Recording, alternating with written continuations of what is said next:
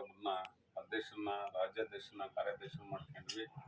ಎಲ್ಲರೂ ಸಹ ಆ ಒಂದು ಸಂಘಕ್ಕೆ ಭಾಳ ರೀತಿ ಸಹಕಾರನೂ ಮಾಡಿದ್ರು ನಮ್ಮ ಜನಗಳು. ಏನಾಯ್ತಪ್ಪ ಅಂತ ಹೇಳಿದ್ರೆ, ಇಲ್ಲಿ ಒಂದು ದೇವಸ್ಥಾನದಲ್ಲಿ ಒಂದು ಹಬ್ಬ ಮಾಡಾದ ನಂತರ ನಾವು ಅಲ್ಲಿ ಸೇರ್ಕೊಳ್ಳೋಣ ಇಲ್ಲಿ ಸೇರ್ಕೊಳ್ಳೋಣ ಅಂತೇಳಿ ಇದುವರೆಗೂ ನಾವೆಲ್ಲೂ ಸೇರೋಕ್ಕಾಗಲಿಲ್ಲ. ಆದರೂ ಸಹ ನಮ್ಮ ತೇನ ಶ್ರೀನಿವಾಸ್ ಅವರು ಅವತ್ತು ಹಬ್ಬದ ಕಾರ್ಯಕ್ರಮದಲ್ಲಿ ಭಾಗವಹಿಸಿದ್ರು.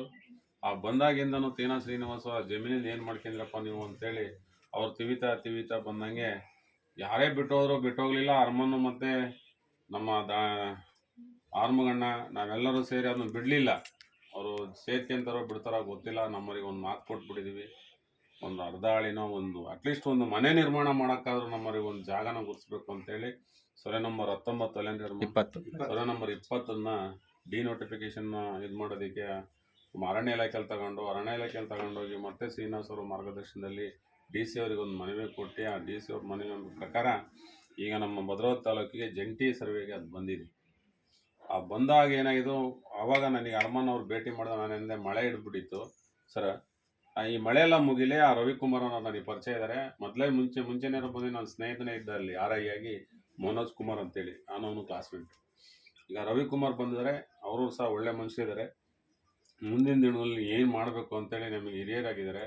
ಆ ಹಿರಿಯರು ಬಂದಿರ್ತಕ್ಕಂಥ ನಮ್ಮ ತೇನ ಶ್ರೀನಿವಾಸರು ಏನು ಮಾರ್ಗದರ್ಶನ ನೀಡ್ತಾರೋ ಆ ಮಾರ್ಗದರ್ಶನ ಅಡಿಯಲ್ಲಿ ನಾವೆಲ್ಲರೂ ಆ ಒಂದು ಆಶ್ರಯ ಮನೆಗಳನ್ನು ನಿರ್ಮಾಣ ಮಾಡೋದಕ್ಕೋ ಅಥವಾ ನಮಗೆ ಸೈಟ್ ಇಲ್ಲದರಿಗೆ ಸೈಟ್ ಕೊಡೋದಕ್ಕೋ ಒಂದು ಆ ಪಟ್ಟಿಯನ್ನು ತಯಾರಿಸಿ ಸಂಬಂಧಪಟ್ಟ ಗ್ರಾಮ ಪಂಚಾಯತಿಗೆ ಕೊಟ್ಟು, ಸಂಬಂಧಪಟ್ಟ ಗ್ರಾಮ ಪಂಚಾಯತಿಯಿಂದ ಅದನ್ನ AC ಅವ್ರಿಗೋ DC ಅವ್ರಿಗೆ ಏನು ಅವರು ಮಾರ್ಗದರ್ಶನ ಹೇಳ್ತಾರೆ ಆ ಮಾರ್ಗದರ್ಶನ ಪ್ರಕಾರ ನಾವೆಲ್ಲರೂ ನಡ್ಕೊಬೇಕು ಅಂತೇಳಿ ಸಂದರ್ಭದಲ್ಲಿ ನಿಮ್ಗೆ ಹೇಳ್ತಾ ನಾನು 2 ಮಾತನ್ನು ಮುಗಿಸ್ತೀನಿ. ಸವಿಸ್ತಾರವಾಗಿ ಭಾಳ ಕೂಲಂಕುಷವಾಗಿ ನಮ್ಮ ಶ್ರೀನಿವಾಸ್ ಅವರು ನಿಮಗೆ ಹೇಳ್ತಾರೆ. ಅದರ ಪ್ರಕಾರ ನಾವು ಫಾಲೋ ಅಪ್ ಮಾಡಿದರೆ ನಿಜವಾಗ್ಲೂ ಇದರಲ್ಲಿ ಸಕ್ಸಸ್ ಆಗ್ತೀವಿ.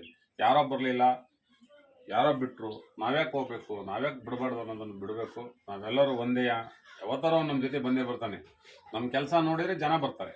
ಜನ ಕೆಲಸ ಮಾಡ್ದಾನೆ ಇದ್ದರೆ ನಮ್ಮ ಹತ್ರ ಯಾರೂ ಬರೋಲ್ಲ.